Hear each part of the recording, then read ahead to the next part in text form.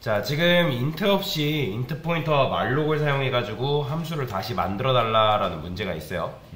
지금 여러분들이 계속 이제 정적 할당, 동적 할당이라는 개념에 대해서 이제 배우는데, 동적 할당이라는 개념을 처음 배우게 되면 여러분들이 보통 어떤 생각을 하냐면, 강사님 그러면 정적 할당보다 동적 할당이 좋은 거 아니에요? 라고 얘기를 합니다. 물론 여러분들이 방금 여러분들이 생각한 거 정적 할당보다 동적 할당이 좋은 거 맞습니다. 맞아요. 그런데 요런 int 단이나 int i 얘네 같은 경우는 정적 할당으로도 충분하단 말이에요. 근데 그런 것들을 여러분들이 만약에 동적 할당으로 하게 되면 어떠한 불편함이 발생하는지를 한번 보여드릴 거예요. 자, 여러분들이 동적 할당을 쓰게 되면 얘가 일반 변수가 되면 안 되고 어떤 변수가 된다? 포인터 변수가 돼야 됩니다. 이 둘 다. 그 다음에 동적 할당을 하는 게 뭐라 했죠? 말록이라 했죠. 그죠? 말록을 써줘야겠죠. 그래서 사이즈 오프 int 그 다음에 곱하기 1 이렇게 써줘야죠. 왜냐면 우리가 숫자 하나 저장하려면 몇 바이트가 필요해요? 4바이트가 기본적으로 필요하죠. 그죠? 그렇기 때문에 4바이트만큼의 공간을 확보한 다음에 이 녀석의 주소를 가리키게끔 얘기를 해줘야겠죠. 그러니까 변수 하나 받는 것도 사이즈 하나 계산해가지고 할당을 받아야 된다. 원래 우리가 그냥 int 뭐 a, b 이런 식으로 쓰게 되면 어차피 자동적으로 메모리가 할당이 됐잖아요. 그렇죠? 알아서 4바이트 들어갔는데 이제는 뭐 해야 되나요? 알아서 직접 여러분들이 연결까지 해줘야 돼요.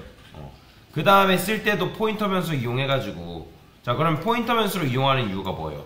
말록하게 되면 이런 식으로 받은 동적 할당 메모리는 어디 만들어진다? 메모리에서 힙이라는 공간에서 만들어진다 했죠. 그렇게 되면 여러분들이 굉장히 멀기 때문에 포인터 변수를 이용해서 접근할 수밖에 없다라는 거죠. 자, 그 다음 말록을 쓴다 해서 끝나는 게 아니라 여러분들이 include 해가지고 std, lib, 요 h까지 써줘야겠죠. 그쵸?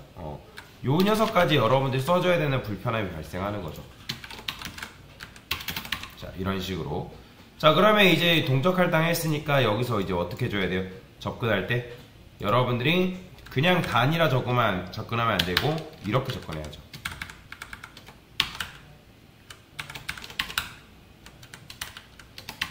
그 다음에 얘는 이렇게 쓰면 안 되고 소가로 해서 이렇게 실행을 해주셔야 된다.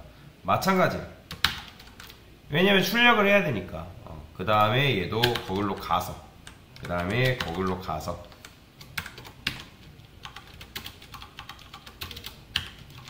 이런 식으로 써줘야죠. 마찬가지죠.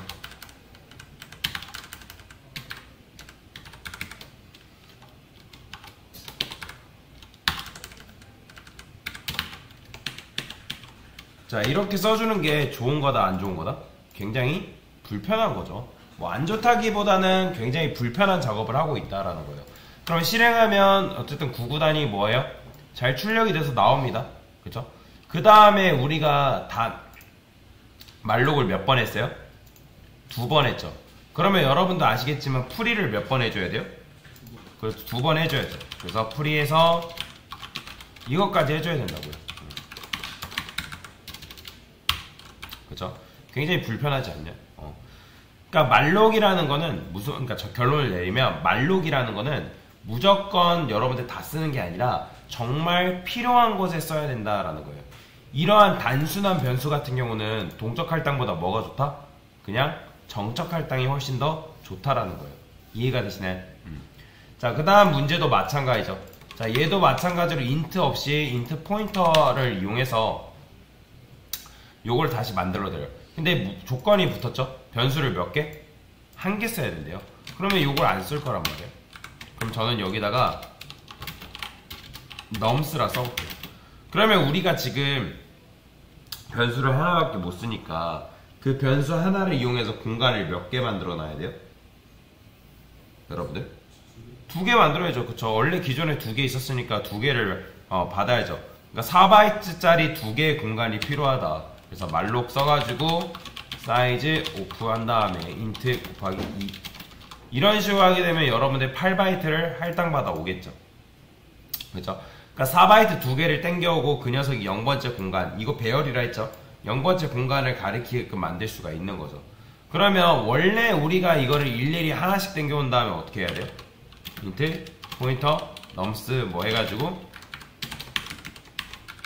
이거를 두 개 써야 되잖아요. 근데 이렇게 두 번 나눠가지고 할 필요 없이 여러분들 이렇게 하면 곱하기 2 하면 4바이트짜리 두 개를 땡겨올 수 있는 거죠.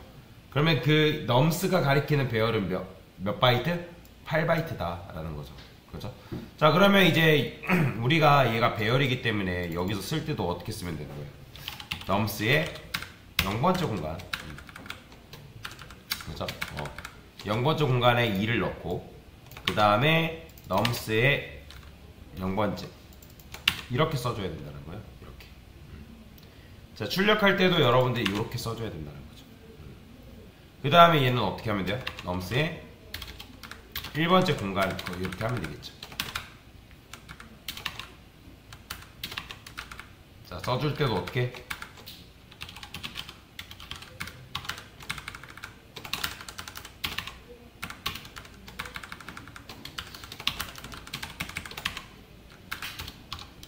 곱하기 넘스의 1번째 이런 식으로 써줘야 된다는 거죠. 자, 이렇게 쓰는 게 좋은 거예요? 안 좋은 거예요? 별로 안 좋은 거죠. 그러니까 우리가 아까도 말씀드렸지만 정적 할당으로 충분한 것들을 동적 할당으로 처리하기 때문에 이러한 불편함과 문제가 발생하고 있다라는 게 지금 이제 여러분들한테 드린 취지잖아요. 자, 그러면 지금 문제 에러가 나죠? 한번 볼게요. 지금 뭘 안 썼죠? 말로 이거 std-lib 안 썼죠? 그러니까 일일이 이걸 써줘야 되는 불편함도 있고요. 자, 그러면 이렇게 하면 잘 나옵니다. 그쵸? 구구단이 잘 나오는데. 자, 그 다음에 우리가 말록을 몇 번 했어요? 한 번 했죠? 그럼 풀이 몇 번? 그렇죠. 한 번 해줘야죠. 그래서 이때 메모리 해제 안 해주면 메모리 누수 발생한다고 얘기했습니다. 그래서 여러분들이 결론이에요. 동적 할당이라는 건 뭐다? 여러분들이 중구난방으로 쓰라는 게 아니라 정말 필요할 때만 써라. 필요할 때만. 그래서 이런 식으로 문제를 같이 풀어봤습니다. 됐습니다.